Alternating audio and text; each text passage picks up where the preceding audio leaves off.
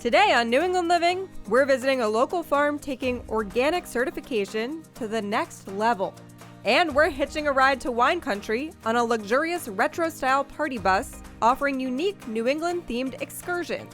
Plus, nationally acclaimed chef and activist David Vargas shares his recipe for a traditional Mexican street corn salad. It all starts right now on New England Living. New England is full of adventure. I can't believe you guys are letting me do this. Up and away. Look at that. Oh, you just did your first takeoff. Join me as we discover the people and places that make us so unique. This is it. You can't find it anywhere else in North America. I mean, does it get any better than this? Love the place you call home with New England Living. Thanks for joining us today on New England Living. I'm your host, Rachel Holt. Coming up, we're visiting Clark Farm in Carlisle to learn about the next generation of organic agriculture with farm manager Andrew Rogers. A lot of us will see that word organic in the grocery store, and we may not think about what's behind it. What is that process that goes into getting that certification? Yeah, that's a great subject. So organic's a very important certification that people feel comfortable with. That this means that there's no pesticides on their crops or herbicides or certain practices done in producing it. However, some of those standards have eroded over time. And so while we're certified organic and we're going to maintain our certification as an organic grower, we have recently won the certification of a different program, which is the Real Organic Project. And I'm very proud of that. Not only does that have much stricter rules for being certified organic, but it also does a lot to protect our workers. And as you'll see when you're walking around, we have workers from all over the world, and everybody gets a good wage. There's a whole bunch of different criteria that we're measured by in taking care of our employees. What are you doing differently here at this farm to earn that status? It's peer-led, so it's another farmer that comes and actually reviews our farm and looks at all sorts of different records and actually interviews 2 different employees of their picking to make sure what we say is actually happening in terms of pay, treatment, hours, living conditions. But another huge difference with Real Organic Project certification is that everything is actually grown in the soil. What we're talking about is how do we keep fertility in the soil to keep producing crops year after year. And what's not allowed is just adding chemicals through a liquid form like hydroponics. That's not Real Organic Project certified. So on the market, there's a lot of products that are certified organic, but they're produced with different types of chemicals through a irrigation system. Given that you're not using those artificial agents here, what are some of the techniques you have that make sure these crops are healthy? Yeah, so luckily we have a great ag school at UMass Amherst where I send soil samples to twice a year, and they let me know what's happening on a soil level. But another thing that we do here is cover cropping and then rotating livestock through our fields. So once these fields have been harvested out in the fall, we bring in our sheep and our chickens, and they'll graze everything down, and they're going to add their nutrients to our soil, which is going to really produce some excellent crops. So when we talk about Real Organic Project, I think this is a great example about what they stand for. This beautiful blueberry bush with this tremendous yield on it. You see the new growth. The berries are really starting to blush. There's gonna be an excellent yield. And when you look in here, you're gonna see just a ton of different life and nutrients and a really healthy soil. If you look down into the soil here, you can see there's a bunch of the different soil amendments that we've added. This is seaweed that I've gathered over the winter, which we'll use as a mulch and to help fertilize. I was not expecting to see seaweed here. And if you think about it, in the ocean, there's every micronutrient that's out there. It's in the ocean. And in New England, we don't have all these nutrients naturally in our soil. For example, we don't have selenium. Tons of selenium in the seaweed, though. We also have animal bedding from this past winter, which is full of nitrogen and other good nutrients. And if we dig down in here, you're gonna see all the biological activity from all sorts of wonderful nutrients here that are helping create this amazing blueberry bush. One of the things that's been really fun to watch is the people out on the farm picking their own vegetables and fruit today. They're having a lot of fun, and you can tell they're really enjoying themselves. Yeah, that's one of the benefits of the CSA here at Clark Farm is we put a big emphasis on people coming out and picking. So today they're picking strawberries, sugar snap peas, and then a bunch of different types of fresh herbs. The CSA program not only benefits the people who get to enjoy the food, but it also benefits the farm. How so? Honestly, I don't know how I could farm without the CSA model. We have very committed members. They pay for the entire season of produce in the winter, so I can pay for all my expenses, not go into any debt, and it's a guaranteed sale. It works out where they get a ton of different produce, and I have that financial security of that committed customer base. New England and Massachusetts specifically is the leading state in direct to consumer sales. People of Massachusetts are very committed to supporting their local farms, and you can see that here with all these members picking. As part of his efforts to further advance the organic movement, Andrew also brings in aspiring farmers from around the world. At Clark Farm, we host foreign workers through two different international programs. One is CAEP and the other is MESA program. Two excellent programs that find people all over the world that are curious about learning about organic agriculture. And they come for about a year. They live on the farm, in the farmhouse with my family, and they learn the techniques that we use here, and they can use them at their farms. And likewise, I benefit from that as well. I get people who are highly committed, very good growers, work very hard, and they have a lot of experience that they can share with me.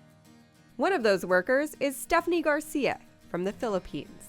You've worked on other farms around the world, Israel, Norway, Iowa. Yeah. How is this farm a little different? Those farms are really big, huge, and most of the time they use machineries. Not the same here. We plant here by hand, we harvesting by hands too. And it's interesting because it's organic. My dream business, which is farming, I think it will help me a lot. Camilo Vargas is hoping to bring his passion for organic farming back to his home country of Colombia. I can tell that you work with the sheep a lot because the second you came over here, they got really loud. So you work with the livestock. What are some other things that you've done on the farm? You need to work with livestock, collect eggs, watering plants too, harvesting, transplanting. You have a lot of work in the farm really. I love harvesting because you can see the food in your hands. What's your favorite part about working here? A great experience because you can meet different persons, the different countries. When you take a lunch, you can take the different cultures, different ideas about the work. It's great because you feel the union with the other person, the other countries. It's important that people understand the work in the farm really is important for the future. Along with the 4 foreign workers that we have, I employ 4 full-time local farmers and then a bunch of college kids that come and work on the farm, as well as high school kids. And all these kids are going to grow up and do great things, and they'll have this foundation of working on an organic farm to help them in the future. Coming up after the break, we're hopping aboard a converted school bus turned luxury tour ride for a one-of-a-kind experience when New England Living returns after this.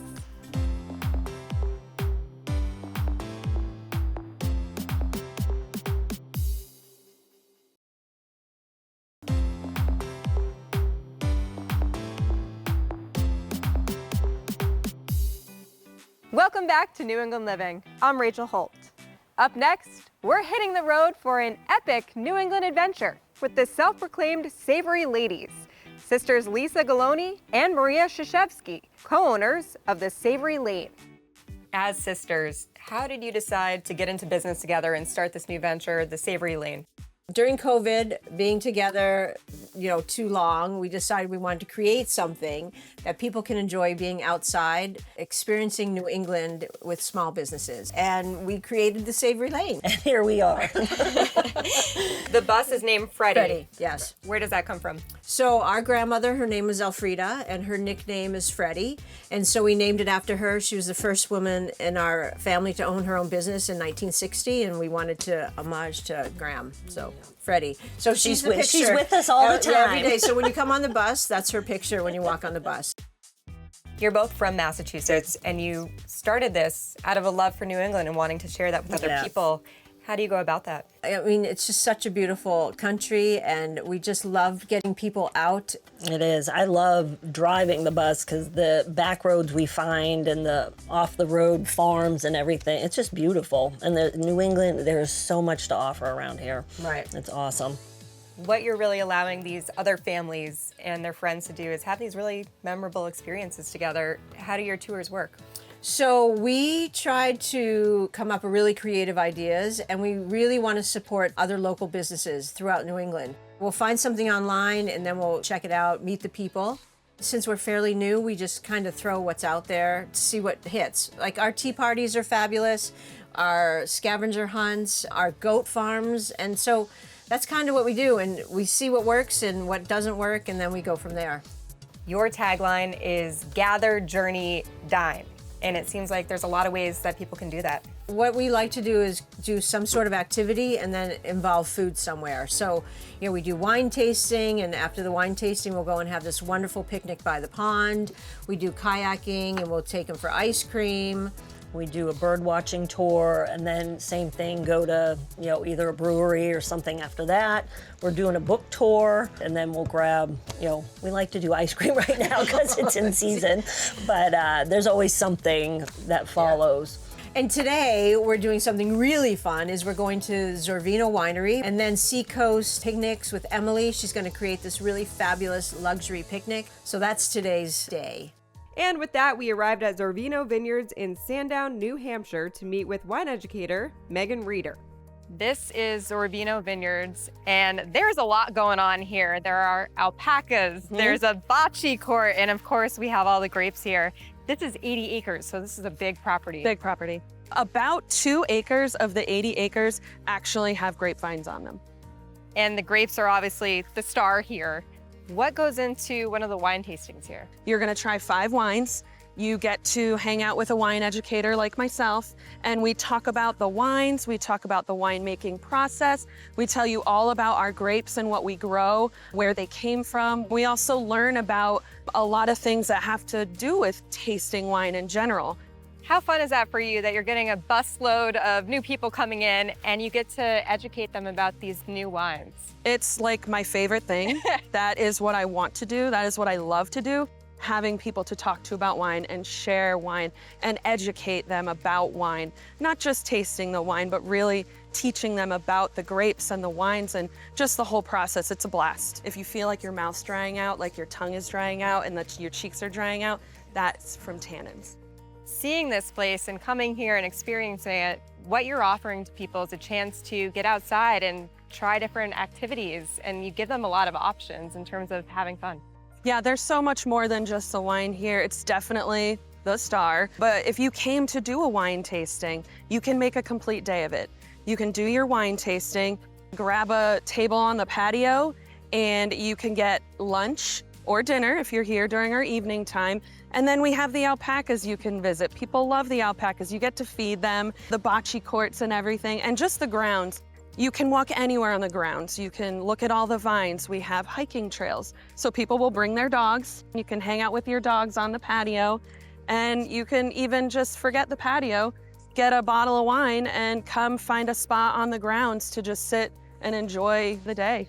Not a bad place to have a picnic. Nope, not at all. And speaking of picnics, up next we sat down with Emily Huxtable, owner and founder of Seacoast Picnic Company. You're part of my dream day right now. We had a fun bus ride, we had a wine tasting, and now we have this stunning picnic set up. What is it like working with all these local businesses? It's amazing. I've gotten to meet so many new people, learned so much about other businesses. It enhances what I do, and it's obviously so wonderful to support other small businesses in the community. This is a stunning setup, obviously. Who wouldn't want to use this?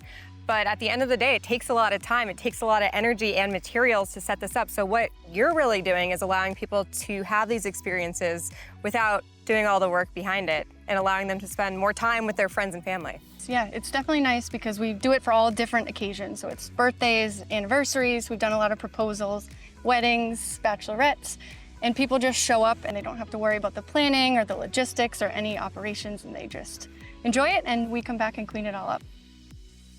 since you've started, your business has continued to grow, and overall, setups like this seem to be a growing trend. I think there's just something about it being experiential and being different than a standard restaurant setting where you might go to celebrate a birthday or an anniversary. It's just all about this memorable experience. When guests walk out the front door of Freddie here, what experience are you hoping they come away with? Maybe experiencing something they've never experienced before. The fact that people put their phones down and talk, and a lot of people tell us, oh my gosh, like to be able to sit here with my family and friends for a couple hours and just talk and enjoy each other. And meet new people. We've Yes. had people, Oh, yeah. you know, exchange numbers. It's just a, you know, it's a nice little community we're creating, which has been wonderful. Yeah. Coming up after the break, acclaimed chef David Vargas brings his award-winning Mexican food to the test kitchen and talks about his work supporting local communities. When New England Living returns after this.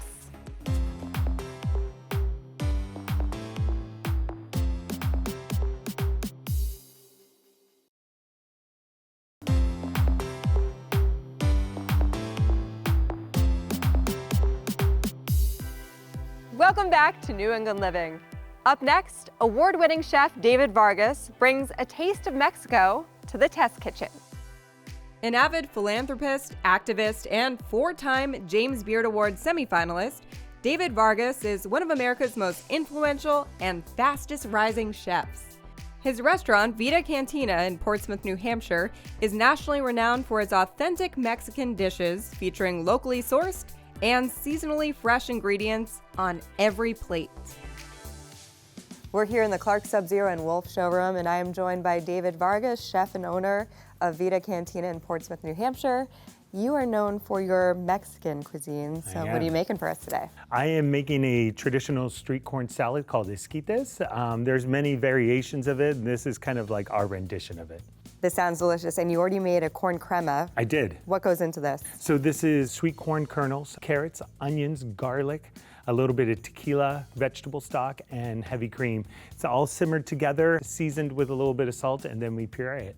This is all sounding really good. What's the first step? Awesome. We're going to take some of these sweet corn kernels and just kind of put it into our pot. And basically, we just want to kind of simmer all these ingredients together, and we don't really want to cook it. We just kind of want to heat it through and really have the ingredients be able to taste each other. So we have some onions and some serranos that we're going to add into here. A couple cloves of garlic as well. A little scoop of this jalapeno butter. Now, you made this yourself. What goes into the jalapeno butter? Because that sounds delicious. It is actually. So it has jalapenos, cilantro, lime zest, lime juice, garlic, and a little bit of salt. And it's a nice little addition to kind of any dish that you really wanted to, baked potatoes, whatever you wanted at that point. We're gonna add in just a little touch of olive oil, just to kind of give it some love, and a little bit of vegetable stock as well to help the simmering happen. And then we'll hit it with just a little bit of salt and kind of let it do its thing all together. We don't really want it to have any color onto it or anything like that, and we just kind of want it to make almost like a simmering vegetable saute. Between the corn crema and this saute right here, it's kind of like a take on a corn chowder. And how long will this be on the burner for? Probably about 5-7 minutes, something like that, just to kind of heat it through.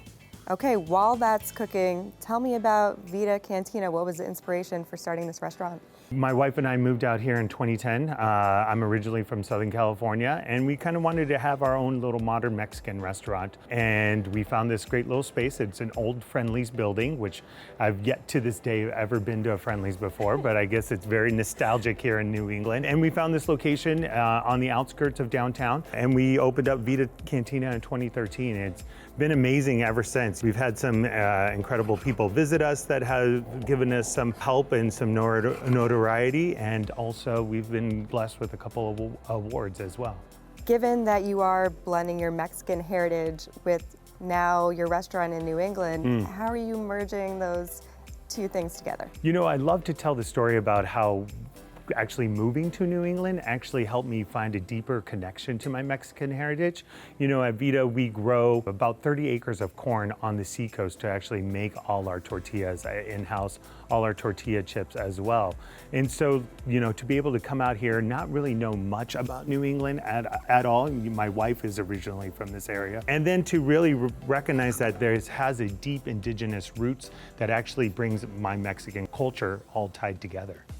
What are some of those creative menu items we can find at your restaurant that have a fun take on those traditional Mexican menu items? You know, our tacos are number one. It's what we sell a lot of, obviously because of our hand-pressed tortillas using that local corn itself. All our corn is actually grown through regenerative farming. So by you actually eating a taco or eating chips and salsa at Vida Cantina, you're reducing the amount of carbon that's actually in the air on the seacoast. And then on top of it, we do like little plays. You know, we definitely have like a baked haddock taco and things like that. And so you kind of see how New England is being worked into it, but really what ties New England into Vida is our use of its local ingredients. I like that you're helping us do good by eating tacos. Yeah, it's not a bad way, right? It's pretty easy. Thank you. Just come to the restaurant, eat a taco, and you're helping your community. What are some of those other ways that you give back to the local community? We really love to give back to the community in so many different aspects. I think one of our biggest ones is we created a festival with a couple other local community members called BIPOC Fest, which really celebrates the Black Indigenous people of color. This last year, we had over 3,000 attendees at our festival, and we're hoping to continue to grow it. And really, it's really to showcase the different Indigenous people of color communities that don't feel as supported as the other communities do. So we're just going to take some of this corn crema right here, and we're just going to put a little bit on the bottom. And is this something where you could really play with the ingredients given the season in New England? That's a great question right there. And so I love doing this in the heart of winter with winter squash. It's a great one. I've done it with potatoes before as well. You know, you look at a vegetable in the height of its season when it's its sweetest, and it's a great time to kind of do a rendition of it. And then we're just gonna put a little bit of this right on top. And then I love topping it with cotija cheese. I kind of call it the Mexican Parmesan. Has a nice like salty flavor to it. A little bit of peanuts that we roast in our boom spice. Our boom spice is kind of like a seasoning that we made up at the restaurant. Has a little bit of cayenne, ancho chili, and New Mexico chili, all roasted with these peanuts itself. So these are gonna have a little kick to them? Exactly, just a baby little kick and a little smoky to it as well. This is dehydrated mole. This is our Oaxacan black mole. I love how this all really came together in a bright, beautiful dish. Right, all it's these different gorgeous, colors. all these colors. And then we just top it with a little bit of cilantro. You get that cilantro flavor, but it's also almost like a salad at the same time. Yeah, we can feel a little better about eating Right, it, right? exactly. All right. And that's it. Well, thank you so much. This is Yeah. amazing. Okay, let's dig in. That crema. Right. And the crunch that you get with the corn, this is amazing. Thank you so much. I really appreciate We it. appreciate you being here, and for more on Vida Cantina and to find out more cooking segments, head to our website, newenglandliving.tv. Coming up next, we're heading north to the Green Mountain State to visit Cold Hollow Cider Mill for a quintessential taste of Vermont when New England Living returns after this.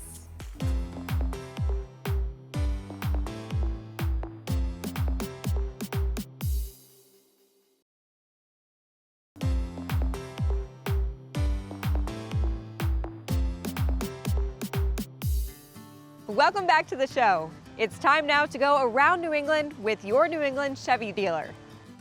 We're stopping in Waterbury Center, Vermont for a visit to Cold Hollow Cider Mill to get a taste of the Green Mountain State.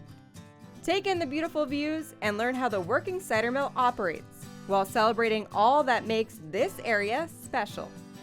Guests are encouraged to wander around and explore the mill for free during self-guided tours. Try starting with what they're known for, the legendary cider donuts.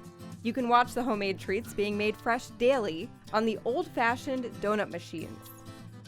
Just how popular are they? During the fall, when leaf peeping reigns supreme in the state, Cold Hollow is churning out as many as 15,000 donuts a day.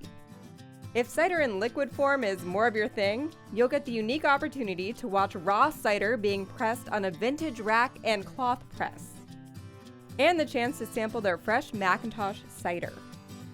There's plenty of it. The mill produces up to 4,000 gallons a day. The family-owned business encourages people to learn how apples, bees, and maple trees work together in the state. And there is a live observation beehive at the mill where you can watch the bees in action. Also on site, the cafe and tasting room, open daily for breakfast and lunch, where you'll find food and 6 different flavors of hard cider on tap, all made from fresh cider produced at the mill. Thanks for joining us today on New England Living. For more on the show or anything you've seen here today, visit us at newenglandliving.tv and follow us on social media. I'm Rachel Holt. See you next time on New England Living.